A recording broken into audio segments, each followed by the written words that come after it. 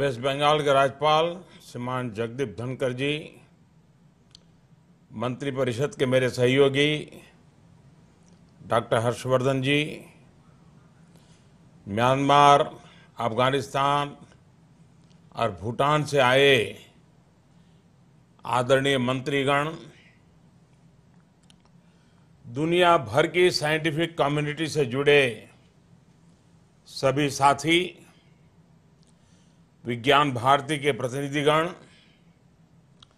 देश के अलग अलग हिस्सों से जुटे स्टूडेंट्स, पार्टिसिपेंट्स, देवी और सज्जनों, आज आमी आपनादेर साथे टेक्नोलॉजीर माध्यमे मिलित होची ठीकी, किंतु आपनादेर उत्साह, आपनादेर उद्दीपना आमी एखान थेकेई अनुभव करतो पारछी।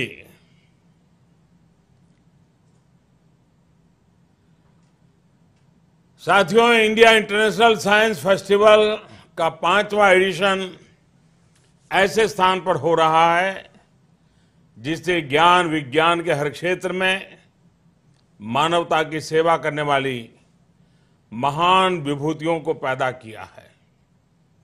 ये फेस्टिवल ऐसे समय में हो रहा है जब 7 नवंबर को डॉक्टर सीवी रमन और 30 नवंबर को जगदीश चंद्र बोस की जन्म जयंती मनाई जाएगी। साइंस के इन ग्रेट मास्टर्स की लीगेसी को सेलिब्रेट करने और 21वीं सदी में उनसे प्रेरणा लेने के लिए इससे बेहतर कोई संयोग नहीं हो सकता है। और इसलिए इस फेस्टिवल की theme reason, research, innovation and science empowering the nation तय करने के लिए आयोजकों को मेरी तरफ से बहुत बहुत शुभकामनाएं। ये थीम 21वीं सदी के भारत के मुताबिक है और इसी में हमारे भविष्य का सार है।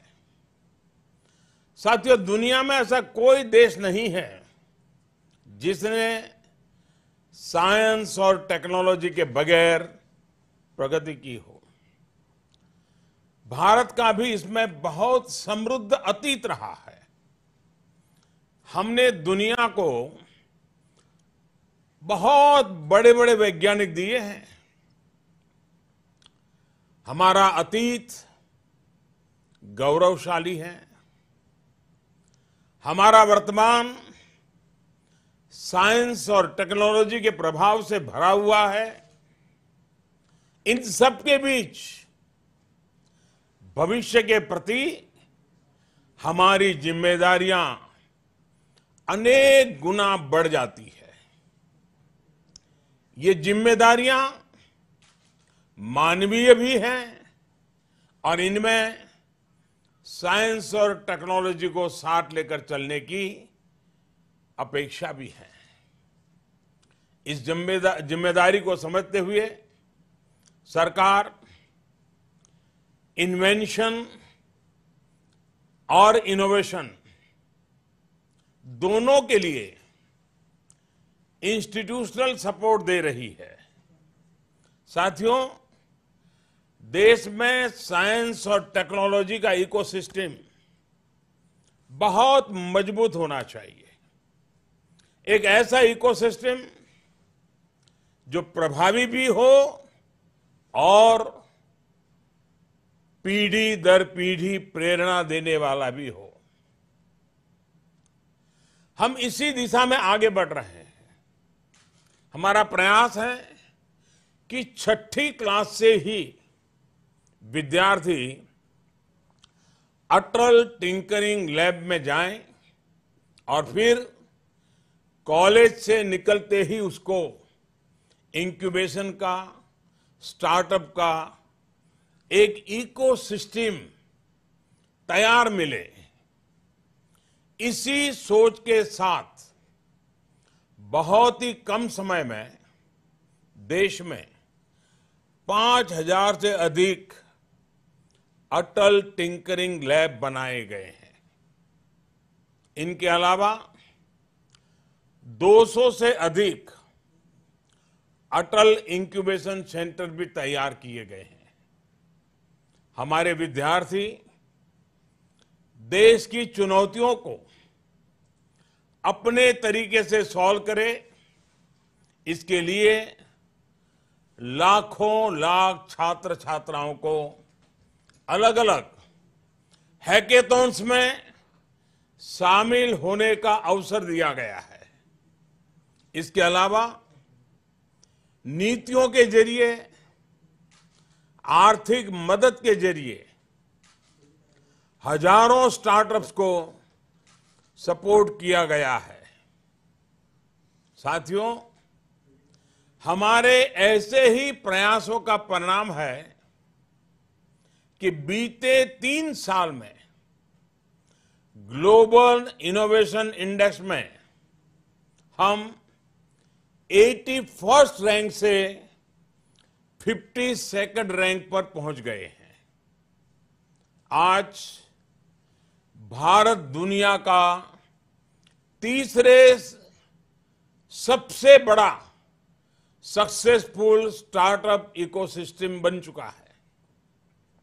इतना ही नहीं, हायर एजुकेशन और रिसर्च के लिए भी अभूतपूर्व काम किया जा रहा है। हमने हायर एजुकेशन से जुड़े नए संस्थान बनाने के साथ साथ उनकी फंक्शनल ऑटोनॉमी को भी बढ़ाया है। साथियों, आज हम इतिहास के एक अहम मोड़ पर खड़े हैं। इस वर्ष हमारे संविधान को 70 वर्ष हो रहे हैं। हमारे संविधान ने scientific temper Bangla Convention Center, and we are back with the Prime. रुकावट के लिए खेद है।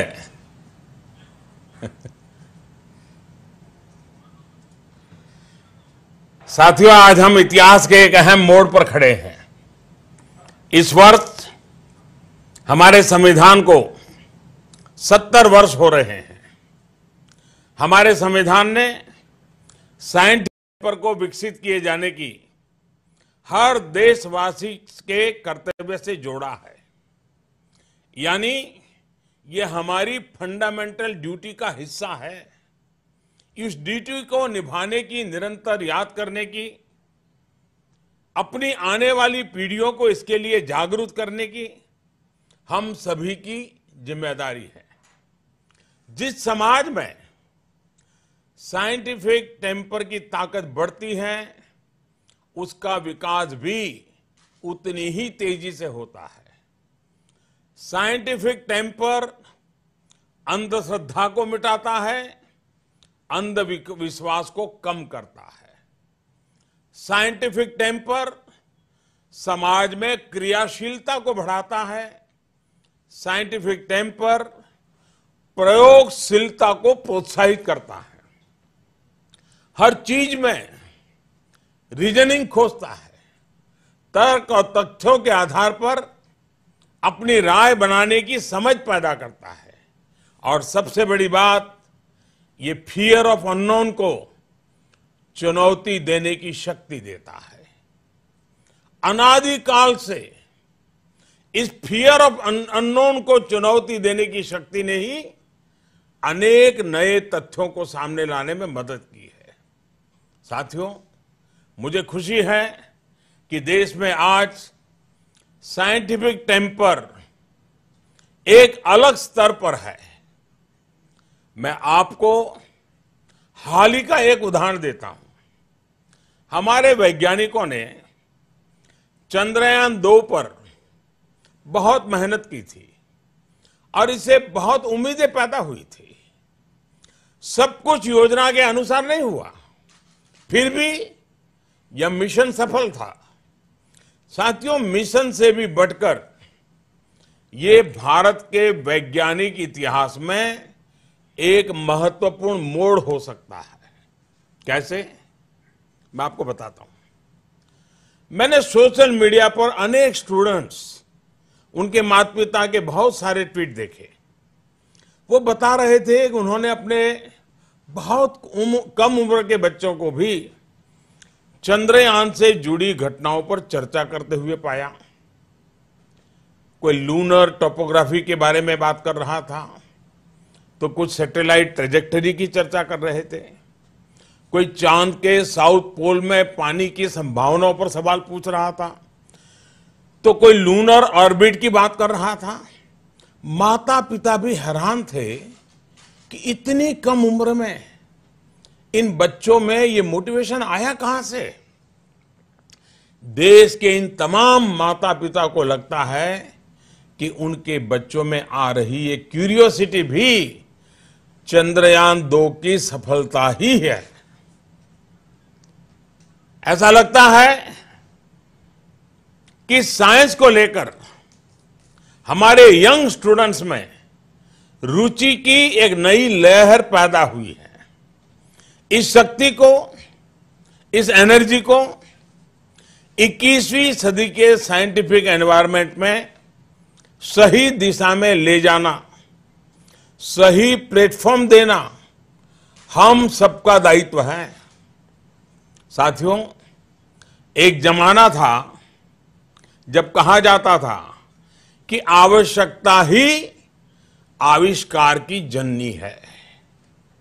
ये कुछ अर्थों में सही भी है, लेकिन समय के साथ मानव ने आवश्यकता के लिए आविष्कार से आगे बढ़कर ज्ञान विज्ञान को शक्ति के रूप में, संसाधन के रूप में कैसे उपयोग में लाए, इस दिशा में बहुत साहसपूर्ण कार्य किए हैं।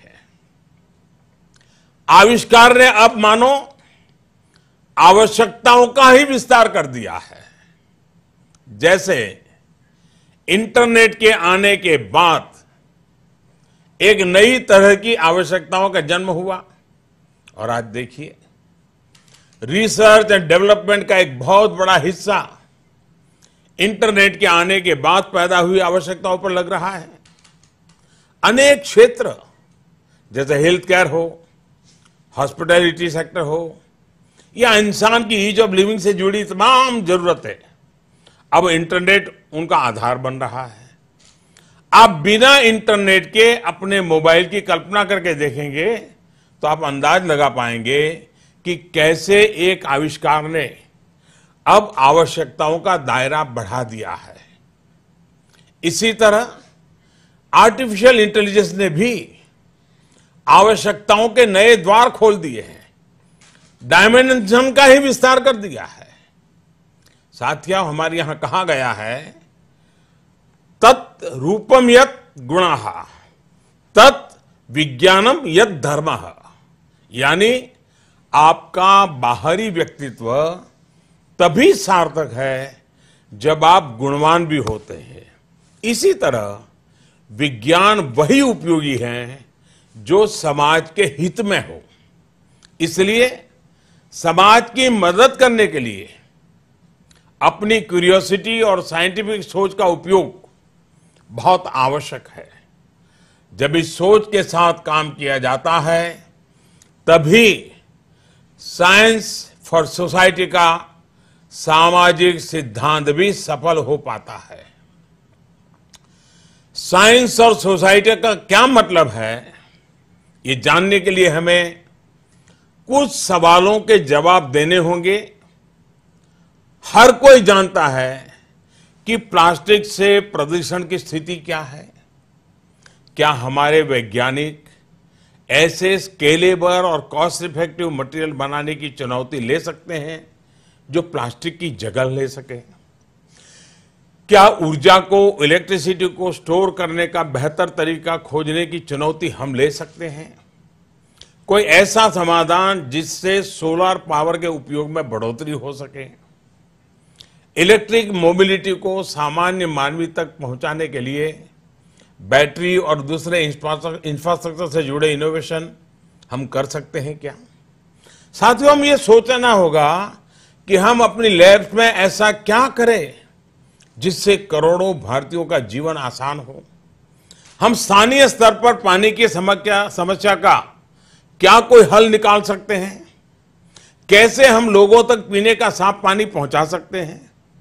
क्या हम कोई ऐसे आविष्कार कर सकते हैं जिनसे हेल्थ केयर पर होने वाला खर्च कम हो सके? क्या हमारा कोई आविष्कार किसानों को लाभ पहुंचा सकता है, उनकी आय बढ़ा सकता है, उनके श्रम में मदद कर सकता है? साथियों, हमें सोचना होगा कि साइंस का उपयोग कैसे लोगों के जीवन को सुगम बनाने में किया जा सकता है। और इसलिए साइंस फॉर सोसाइटी का बहुत महत्व है। जब सभी वैज्ञानिक, सभी देशवासी इस सोच के साथ आगे बढ़ेंगे तो देश का भी लाभ होगा, मानवता का भी लाभ होगा। साथियों, एक और अहम बात हम सबको याद रखनी है। आज हम फटाफट युग में जी रहे हैं।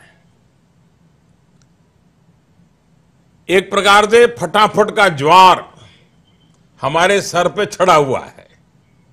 हम 2 मिनट में नूडल्स और 30 मिनट में पिज्जा चाहते हैं।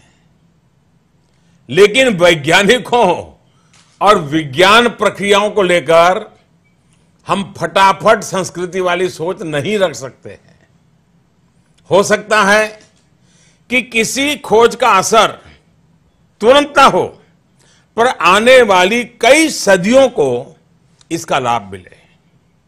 एटम की खोज से लेकर साइंस के मौजूदा स्वरूप और स्कोप तक हमारा अनुभव यही बताता है कि इसलिए मेरा आपसे आग्रह ये भी होगा कि long term benefit, long term solutions के बारे में भी साइंटिफिक टेम्पर के साथ सोचना बहुत जरूरी है। और इन सारे प्रयासों के बीच आपको अंतर्राष्ट्रीय नियमों, उसके मानदंडों का भी हमेशा ध्यान रखना होगा। आपको अपने इन्वेंशंस, अपने इनोवेशन से जुड़े अधिकार, उनके पैटेंट को लेकर अपनी जागरूकता भी बढ़ानी होगी और सक्रियता भी। इसी तरह आपकी रिसर्च ज्यादा से ज्यादा इंटरनेशनल साइंस मैगजीन्स में बड़े प्लेटफॉर्म पर स्थान पाए, इसके लिए भी आपको निरंतर सजग रहना चाहिए, निरंतर प्रयास करना चाहिए। आपके अध्ययन और सफलता का अंतर्राष्ट्रीय जगत को पता चलना भी उतना ही महत्वपूर्ण है। साथियों, हम सभी भली भांति जानते हैं कि विज्ञान बिना 2 चीजों के संभव ही नहीं है। ये 2 चीजें हैं, समस्या और सतत प्रयोग। अगर कोई समस्या ही ना हो, अगर सब कुछ परफेक्ट हो, तो कोई उत्सुकता नहीं होगी। उत्सुकता के बिना किसी नई खोज की जरूरत ही महसूस नहीं होगी। वहीं कोई भी काम अगर पहली बार किया जाए तो उसके परफेक्ट होने की संभावना बहुत कम होती है। बहुत बार मनचाहा परिणाम नहीं मिलता है। वास्तव में ये विफलता नहीं है, सफलता के सफर का एक महत्वपूर्ण पड़ाव होता है। इसलिए साइंस में फेलियर नहीं होते हैं, सिर्फ और सिर्फ एफर्ट्स होते हैं, एक्सपेरिमेंट्स होते हैं और आखिर में सक्सेस होती है। इन बातों को ध्यान में रखते हुए आप आगे बढ़ेंगे तो विज्ञान के क्षेत्र में भी आपको दिक्कत नहीं आएगी और जीवन में भी कभी रुकावट नहीं आएगी। भविष्य के लिए आपको बहुत शुभकामनाओं के साथ और ये समारोह सफलता के साथ आगे बढ़े। देश की विज्ञान की आशा आकांक्षाओं को परिपूर्ण करने में पश्चिम बंगाल की इस पवित्र धरती से नए विचार, नई ऊर्जा, नई शक्ति देश को मिले, ऐसी मेरी आप सबको बहुत बहुत शुभकामनाएं हैं। बहुत बहुत धन्यवाद।